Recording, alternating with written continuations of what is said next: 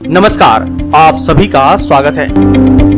आज हम बात करते हैं कि संगम के किनारे आखिर क्यों लेटे हैं हनुमान जी। आइए जानते हैं कि क्या है इस मंदिर का रहस्य। यहाँ के दर्शन बिना अधूरा माना जाता है गंगा स्नान। तो अभी तक आपने इस चैनल को सब्सक्राइब नहीं किए हैं तो अभी कर लें और हाँ, घंटी के बटन को अवश्य दबाएं ताकि अगले वीडियो की जानकारी आप तक आसानी से पहुँच सके। हनुमान जी यानी चमत्कार का दूसरा नाम। पौराणिक काल से बजरंगबली का नाम चमत्कारों से जुड़ा है। चाहे फिर सीने में बैठे राम जानकी के दर्शन करवाना हो या फिर लक्ष्मण जी को जीवित करने के लिए संजीवनी बूटी लाना हो। न सिर्फ पौराणिक काल बल्कि कलयुग भी हनुमान जी के चमत्कारों से सजा है। हमारे देश में जगह जगह पर हनुमान जी के प्राचीन चमत्कारिक मंदिर है। इन्हीं में से एक है संगम किनारे लेटे हनुमान का मंदिर।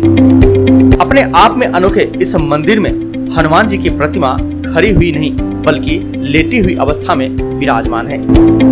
आखिर क्या वजह है कि यहाँ हनुमान जी लेटी हुई अवस्था में है? संगम के किनारे स्थित इस मंदिर के बारे में कहा जाता है कि संगम स्नान के बाद यहाँ दर्शन नहीं किए तो स्नान अधूरा माना जाता है। तो आइए जानते हैं कि क्या हनुमान जी की इस प्रतिमा का रहस्य और कैसे हुई इस मंदिर की स्थापना।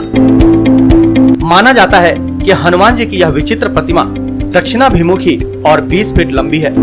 माना जाता है कि यह धरातल से कम 6 से 7 फीट नीचे है। संगम नगरी में इन्हें बड़े हनुमान जी, किले वाले हनुमान जी, लेटे हनुमान जी और बांध वाले हनुमान जी के नाम से जाना जाता है। इस प्रतिमा के बारे में ऐसा माना जाता है कि इनके बाएं पैर के नीचे कामदा देवी और दाएं पैर के नीचे अहिरावण दबा है। उनके दाएं हाथ में राम लक्ष्मण और बाएं हाथ में गदा शोभित है। बजरंगबली यहाँ आने वाले सभी भक्तों की मनोकामनाएं पूर्ण करते हैं। यहाँ के बारे में ऐसा कहा जाता है कि लंका पर जीत हासिल करने के बाद जब हनुमान जी लौट रहे थे तो रास्ते में उन्हें थकान महसूस होने लगी। तो सीता माता के कहने पर वह यहाँ संगम के तट पर लेट गए। इसी को ध्यान में रखते हुए यहाँ लेटे हुए हनुमान जी का मंदिर बनाया गया। यह मंदिर कम से कम 600 से 700 वर्ष पुराना माना जाता है। बताते हैं कि कन्नौज के राजा की कोई संतान नहीं थी। उनके गुरु ने उपाय के रूप में बताया, हनुमान जी की ऐसे प्रतिमा निर्माण करवाइए जो राम लक्ष्मण को नागपाश से छुड़ाने के लिए पाताल में गए थे।